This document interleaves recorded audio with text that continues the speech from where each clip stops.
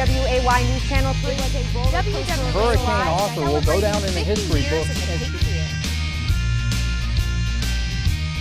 Good morning, Carolina, and a very Merry Christmas to you and yours. I'm Sarah Murphy. And I'm Randy Aldridge. As you take some time to celebrate the holiday, we take a little break from our usual newscast. You can always find your news and weather of the day online at WWAYTV3.com. But for the next hour, we take a look at and count down the biggest stories in our area of 2014. That's right. We start things off with a story that's sure to stretch into 2015.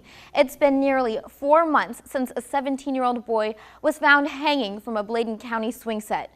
But was Lennon Lacy's death a suicide or something far sinister?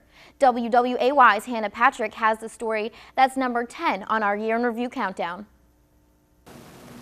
On August 29th, 17-year-old Lennon Lacy was found hanging on this swing set.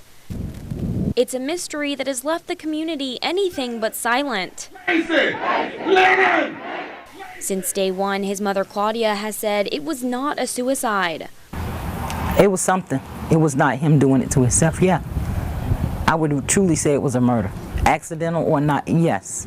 She says her son was found in a strange pair of white sneakers that were the wrong size and his brand new pair of Air Jordans missing. In November, the North Carolina NAACP said it had hired a pathologist to look into the investigation. Evidence in this case suggests that steps taken by responding officers and investigators failed to meet even the minimum accepted guidelines and practices for death scene investigations. And then on December 12th, District Attorney John David said the FBI joined the investigation. I want to emphasize that it's not because that the FBI is not doing a good job or that we have in any way lost confidence in them. It is not uncommon for the SBI and the FBI to coordinate on the biggest death investigations. And while the community continues to be a voice for the family, Claudia Lacy hopes for answers in the investigation that for now remains silent. And I thank God for honoring me as his mother. And all I want is justice. In Bladenboro, Hannah Patrick, WWAY News Channel 3. Lacy's death was not the only mystery of the year. In April, Shannon Rippey Van Newkirk disappeared after last being seen at a downtown Wilmington bar. Friends and family searched for her and pleaded for help finding answers. A few weeks later, it looked like a break in the case when police charged James Bradley, a former co-worker of Rippey, with her murder. And then a body was found in Pender County, but the body was not Rippey. Instead, it was Alicia Tucker. The 24-year-old went missing after last being seen in downtown Wilmington in August 23. Police have named Bradley a suspect in Tucker's death, but no charges have been filed. Well, politics are always a big story, and in 2014, that was no different. As Republicans expanded their control of the state government in November's election, some of the policies they pushed were chipped away, including the hot-button topic of gay marriage.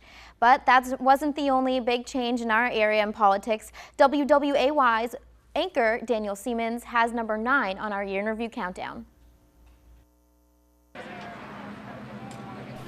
The debate over same-sex marriage was a big issue in North Carolina politics in 2014. It's just a big deal, like, to know that our marriage is as valid as everybody else's in the state of North Carolina. By the powers vested in me by the state of North Carolina, I now pronounce you married. You may kiss. October 10th, history was made as same-sex marriage became legal in the Tar Heel state after a federal judge overturned the state's constitutional amendment against gay marriage passed just 2 years ago.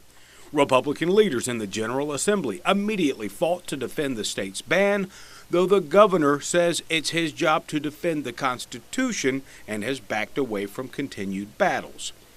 After almost 2 decades representing southeastern North Carolina in Congress, Representative Mike McIntyre decided to call it quits in 2014.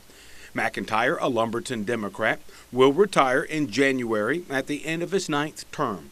He has held the District 7 seat since 1996. Republican David Rouser of Johnston County will replace him. And another change of party happened on the local law enforcement level. For the first time in recent history, a Republican will lead the Bladen County Sheriff's Office.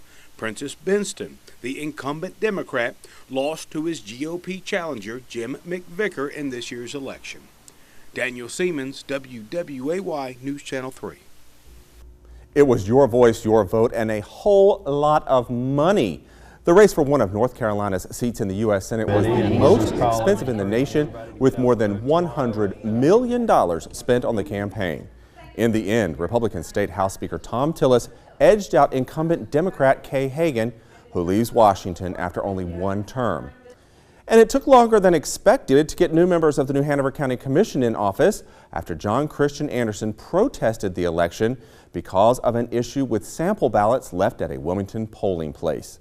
The county and state boards of elections denied his protest and appeal earlier this month, meaning Republican Skip Watkins and Democrat Rob Zappel could finally be sworn in.